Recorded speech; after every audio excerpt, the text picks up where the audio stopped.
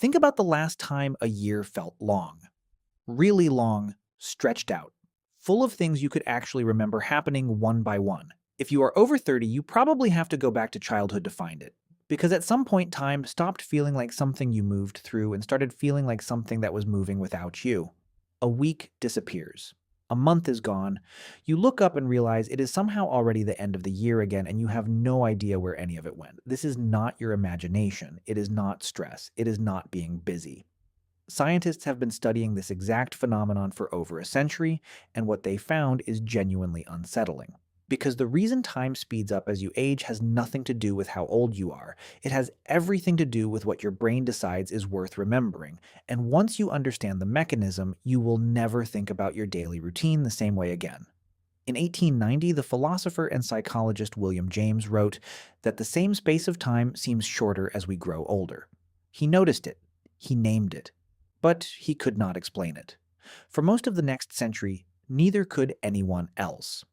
The first real scientific clue came from a completely different direction. A physicist named Adrian Bayesian at Duke University was studying the way fluids move through systems when he realized the same mathematical principles might apply to the human brain. His theory, published in the journal European Review in 2019, went like this: your brain does not experience time the way a clock does. It experiences time by counting mental images. Every moment of your life, your eyes are sending signals to your brain, and your brain is processing those signals into a sequence of mental pictures. The more pictures it processes, the longer a period of time feels.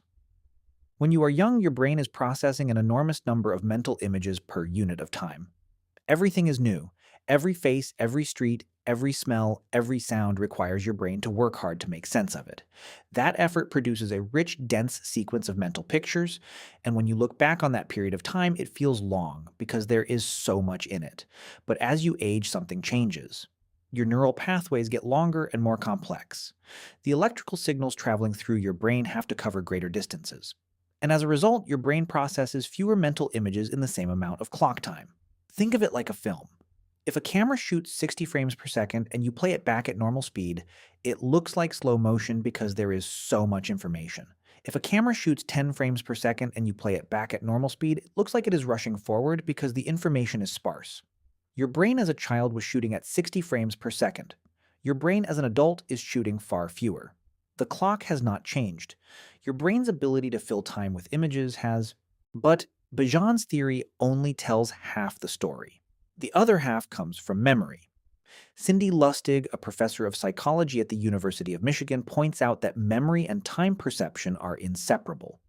The way you experience how long a period of time was is almost entirely determined by how many distinct memories you can retrieve from it. Think about your first week at a new job, or your first week in a new city, or the first week of a holiday somewhere you had never been before. Those weeks feel enormous in memory, packed with things. You can remember Monday and Tuesday and Wednesday as separate events because each one contained something your brain decided was worth storing. Now think about last week, an ordinary week: work, commute, dinner, sleep, repeat. How much of it can you actually recall? Most people struggle to distinguish Tuesday from Thursday. The week collapses into a blur because your brain decided there was nothing new enough to bother recording in detail. This is the central mechanism. Your brain does not record time equally, it records novelty. New experiences, unfamiliar situations, unexpected events get flagged as important and stored with detail. Familiar routines get compressed into a single generic memory that takes up almost no space at all. When you are a child, almost everything is novel. Your brain is working overtime, flagging almost every experience as worth keeping. School, friends, seasons, holidays. Every year of childhood is packed with distinct memories, and so every year feels long. By the time you are in your 40s or 50s, your brain has seen most of what your daily life contains before. It has stopped flagging it. Your commute is the same as yesterday's commute. Your lunch is the same as last Tuesday's lunch. Your evenings follow the same pattern they have followed for years.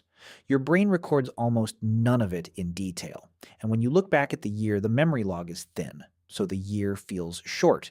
There is a third explanation, and this one is mathematical. Dr. David Hamilton points out that time feels different at different ages, partly because of pure proportion. When you are 5 years old, 1 year represents 20% of your entire lived experience. It is a massive chunk of everything you have ever known. When you are 51 represents 2% of your entire lived experience.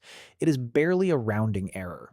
Your brain does not measure years in absolute terms. It measures them relative to everything that has come before. And as the total keeps growing, each new year becomes a smaller and smaller fraction of the whole. So it feels shorter. This is why the summers of childhood felt infinite, and why the summers of adulthood vanish. You are 40. That summer is a tiny sliver of a life that has been accumulating for decades. In 2024, researchers at Radboud University in the Netherlands published a study that connected all three of these theories into a single unified finding. They measured the brain activity of participants aged 18 to 88 while those participants experienced various durations of time. What they found was consistent across the entire age range. As participants got older, their brains were logging fewer distinct neural events in the same period of clock time. And this pattern directly predicted how quickly those participants felt time was passing. The researchers described it as the brain generating fewer frames in the same amount of time. And they connected it explicitly to Aristotle, who wrote more than 2,000 years ago that the more notable events occur in a given time period, the longer it subjectively seems. 2,000 years of human intuition confirmed by brain scans in 2024. The more your brain has to record, the longer time feels.